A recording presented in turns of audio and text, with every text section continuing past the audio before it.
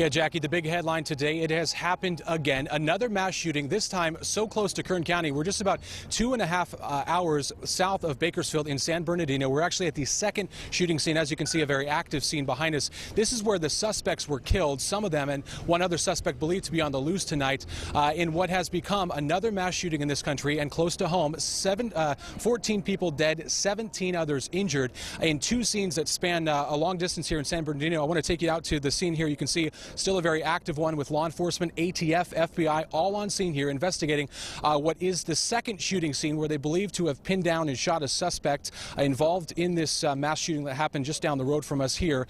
This still is an active situation. We've seen SWAT coming through by about a half hour ago, changing their location because it is still believed that another suspect could be outstanding and on this scene as we still see people coming through here. As we mentioned, multiple suspects have been killed. A police officer has been shot and wounded. I want to talk to an individual who saw this scene play out, David Espinoza. David, thanks for joining us here. Tell me what you saw when you were out here earlier today.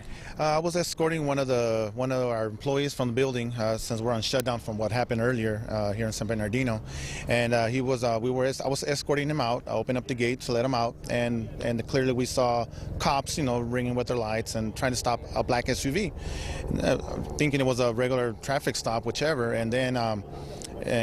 Which it wasn't that Yukon that everybody was saying, it was an Ford Excursion, and as far as once they were passing by, we heard shots, and when the window from the black SUV broke off and splattered everywhere. And what happened, and that's when the cops were like shooting at them, or they were shooting back. I don't know who started shooting who. And then from there, they passed us, and that's when I saw two suspects looking back right in front of me, but looking back at the cops. They were kind of scruffy-looking guys, black hair, and all I saw was two suspects. What did you do at that point?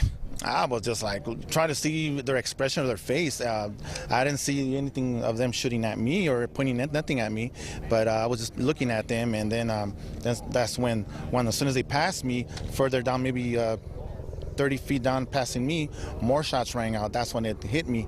I got to duck down. I got to just, and took cover. And you obviously live in this community. This has been a big shock for a lot of people down here. Hard to take in, I'm sure, for someone that's to see all this play out. Yeah. I mean, from everything that's going on so far since Friday the 13th from Paris. So, everybody's been on like that, and and now happening here with us here and here at home, and something surreal that you couldn't imagine. Yeah. David Espinoza, thank you for your time, sir. We're glad you're okay.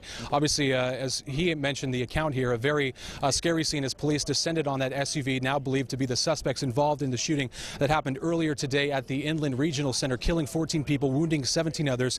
As we mentioned, the scene's still playing out here. We're at a command post set up here with law enforcement behind us. A press conference is going to start just moments now. We will break from that and give you the information as it happens. But before we get word for that, I want to bring in 23 ABC's Laura Acevedo. Laura, you came down with us today to cover this story, and obviously a very emotional one for people who live in San Bernardino. We just heard from David Espinoza just how shocking this is, and for people who were at that original shooting scene where this all played out, it was a difficult day.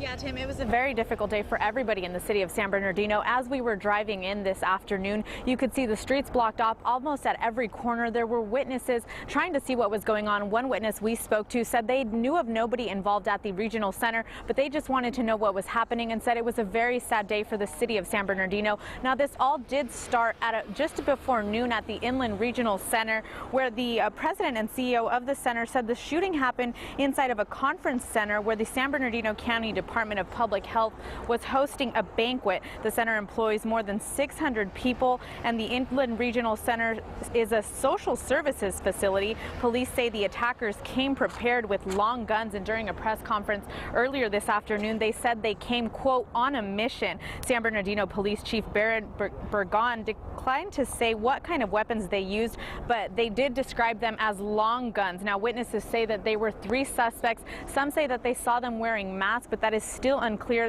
what those 3 suspects were wearing and what kind of clothes they were wearing. But witnesses say that they were trying to find out if their loved ones inside of the building were okay, and CNN spoke to one of the mothers who checked in with her daughter, and her daughter was okay, but she was inside of the building at the time of the shooting.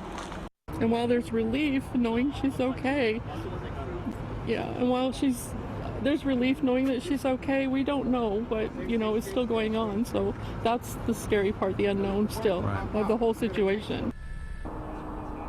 So as you can tell, Tim, a very emotional scene out here. People just trying to find out if their loved ones are okay, trying to hear from them. As you can tell, more than 600 people inside of that building trying to find out if their loved ones are okay. But we will continue to bring you guys the latest information. Right. And as we've seen out this scene, Laura, and for folks at home, just a reminder that we are waiting on a press conference that could start any minute now with the latest information, specifically that's happening from this scene behind us here. As we mentioned, we're on Richardson Street near San Bernardino Avenue, where the suspects were presumably shot and killed in the SUV behind us here, a few blocks, quite a ways. We've been pushed back, and we are told that a third suspect could be on the loose. So there is still an active search in the situation on this scene. We've heard the sheriff's helicopter fly over several times, and as we mentioned, we are awaiting a press conference, and we'll bring you the latest information as we get it. As we mentioned, we are live here in San Bernardino, gathering the latest information. For now, Jackie, we'll send it back to you in the studio.